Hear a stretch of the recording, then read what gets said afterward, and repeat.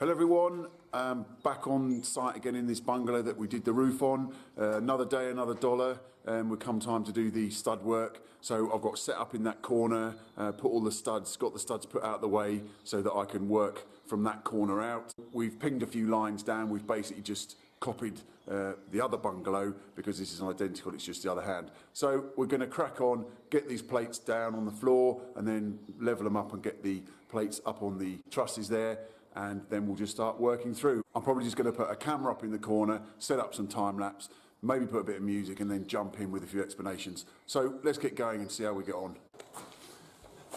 Got a new drill to try out today.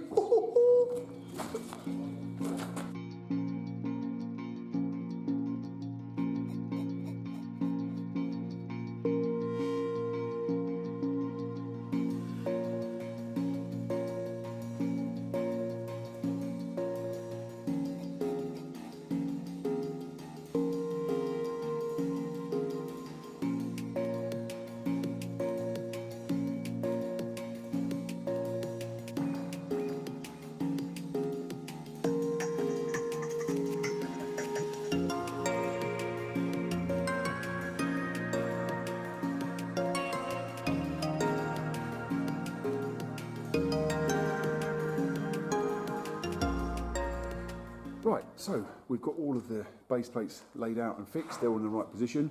The next thing we've got to do is put the top plates on where the stud work runs at 90 degrees to the trusses. It's no problem because we'll just fix them to the trusses, but where it obviously runs in the same direction as the trusses, we're going to have to put noggins in to fix the plate to. So I'm going to put those in now. They'll be 600 from the external wall, and that should help catch the plasterboard when the guys come to tack the ceilings. We've got a bit of a problem there. Uh-oh, what happened here? Looks like the roofing crew took their after ball there and nailed it on the wrong side of the line. Guilty, unfortunately, that was my fault, so I've just got to unpick that, straighten that up, and then we can crack on. That's better. Let's move on.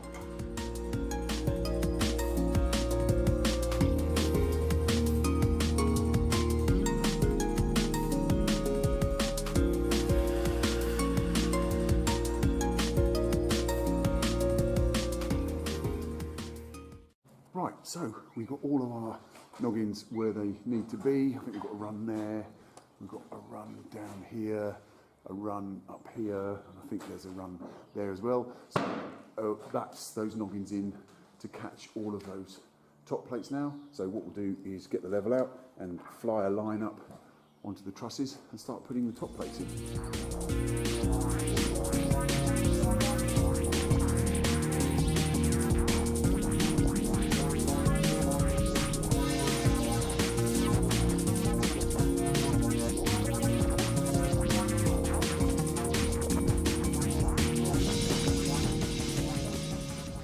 Just a quick mention, using the laser to throw the line up to mark my top plates, and as we all know, these lasers are absolutely fantastic bit of kit. I've had this one years now, so you know they're absolutely brilliant bit of kit. You just place them on the ground, you line each end up, and then it flings a lovely clear line, look, all the way along there. If I don't get in the way of it. Where's it gone? There it is. Yeah, they really are. Sort of revolutionised my toolkit really when I got a laser level, because before, to get these kind of lines up, you were trying to find straight bits of timber out of the stud pile and get a nice straight edge. So yeah, worth a little mention. I mean, everyone knows how great lasers are, but when I first started there wasn't such a thing.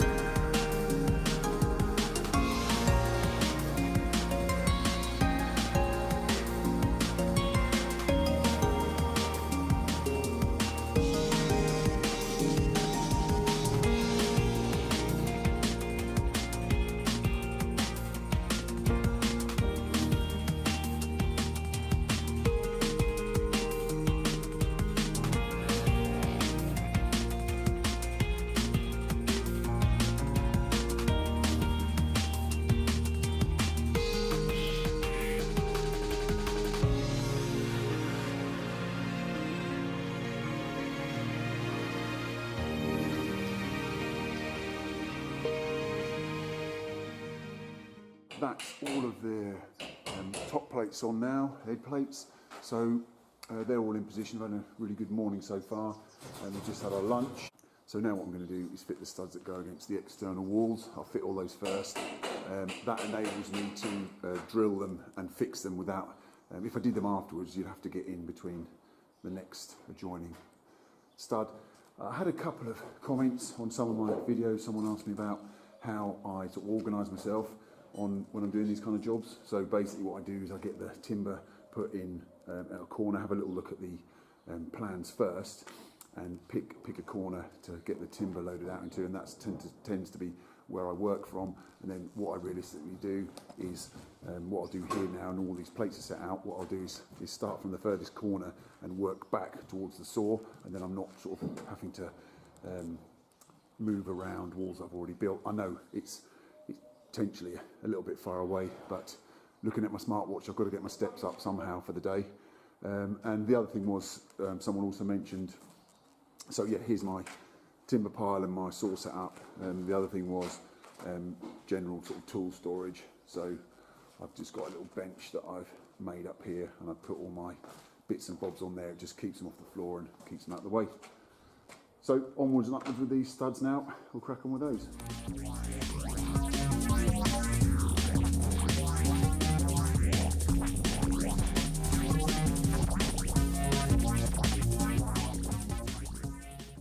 All the studs cut in against the external blockwork. Now the next job is to fix them. What I've done is I've gone around and put a mark. That's where my noggin line is, 1050.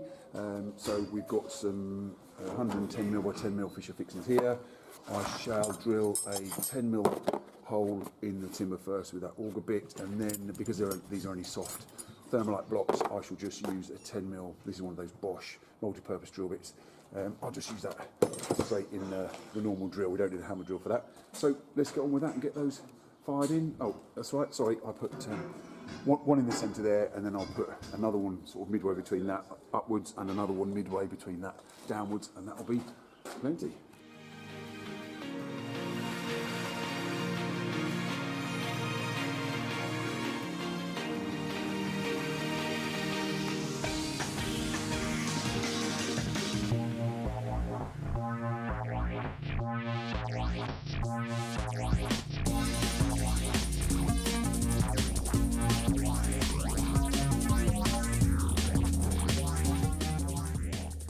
Right, that's all of the studs fixed up against the external blockwork. So what I'm going to do now is basically transfer the door opening marks up onto the top plate by simply putting my laser against the bottom plate and then literally squaring across where it hits the top plate. So I'll do that for all of these other openings now.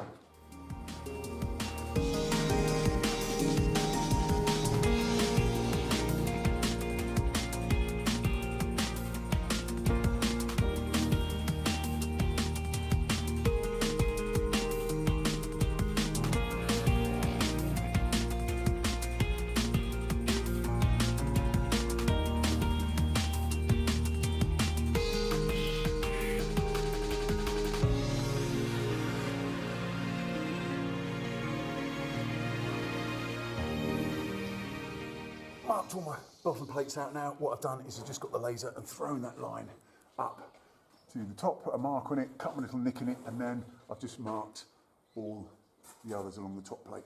So we're almost ready. Once I've done all those others, we're almost ready to start laying in studs.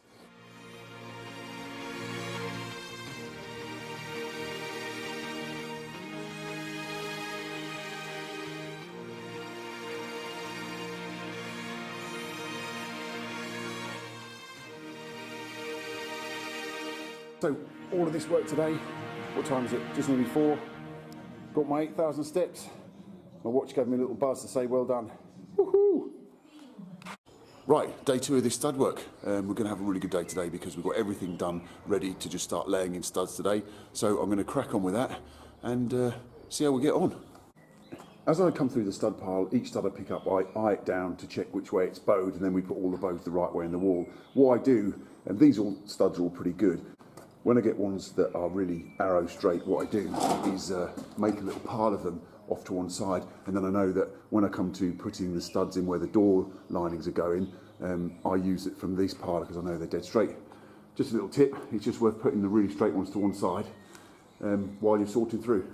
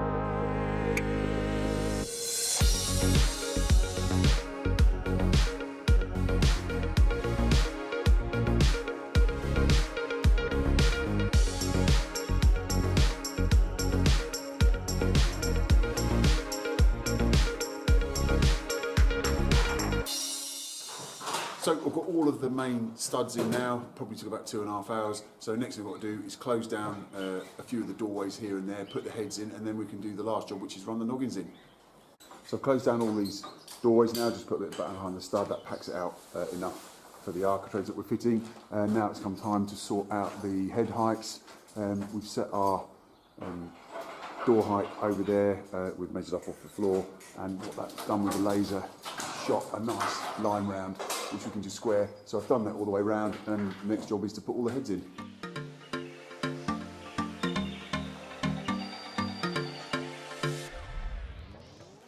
All of the heads are in now, so I put the heads in first, and now the last job is to run the noggins round. I cut myself a noggin stick, which a few people commented on one of my other stud work videos. I find it's a really good way of fitting noggins. It gets them in a relatively straight line. I mean, I know if there's a discrepancy in the floor, it will follow the line of the floor, but it makes it really quick and easy to get those noggins fired in with a nail gun. So I cut my noggin stick, and we'll get some noggins cut, and then that will be us done. So I've got all these noggins in. I thought I'd just have a quick chat before I put this last run in, just to sort of tell you about my sort of theory of noggins.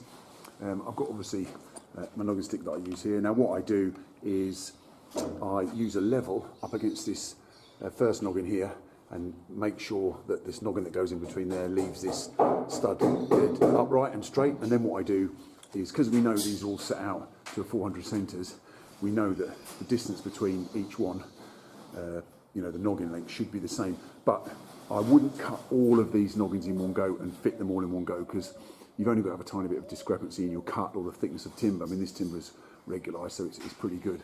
So yeah, if you cut them all in one go, you could end up, by the time you get sort of 8 or 10 down, you could end up, you know, maybe bowing the stud one way or bowing the stud the other. So what I do is I cut 4 at a time, nail them in, then quickly put my level up onto the stud, check it straight. If it's straight, I then cut the other 4, and if it's not straight, if it's bowing out slightly, I'll make the next noggin a little bit smaller. If it's curling in, I'll make it a slightly bit longer. It just keeps you on track if you just do 4 at a time. So I'll get on with those last run in there.